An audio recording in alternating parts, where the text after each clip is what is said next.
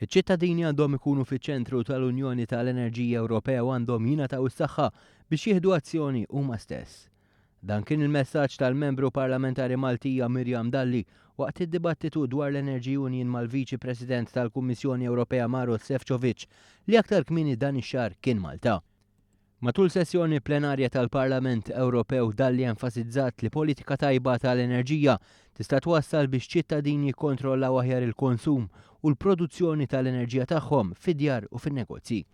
Mirjam Dalli fakret il-prezzijiet għolja tal-enerġija joħolqu l-ar lill-konsumaturi l-aktar vulnerabbli. Referi tal-Malta fejn roħs fil-prezzijiet tal-elettriku huwa ta' benefiċċju sew għall-konsumaturi u anke għall-ekonomija. L-Europarlamentari referi tal-proposta li għandha tressa l-Kummissjoni Ewropea bilan li tiġbor flimkien lil dawk kollha li għandhom ir-rwol li jipproduċu enerġija alternattiva u li jkontribwixxu għall-ħidma kontra tibdil fil-klima. Dan għandu jinkludi l-konsumaturi saħqet Dalli.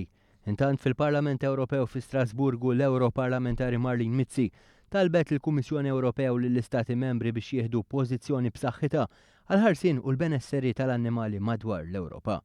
Matul id-dibattitu parlamentari il-membri parlamentari flimkien mal-Kummissjoni iddiskutew il-possibiltajiet ta' strateġija ġdida għal ħarsin tal-annimali għal bejn is-sena d-dieħla u l-2020.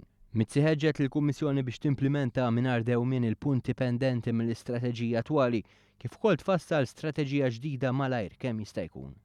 L-istrateġija attwali li tistabbilixxi s-sisien għat-titjib tal-standards tal-ħarsin tal-annimali fl-Ewropa tiġi fit-tmiema fl-aħħar ta' din is-sena u s'issa il-Kummissjoni Ewropea ma ppreżentax strateġiji oħra bħala suċċessur tagħha.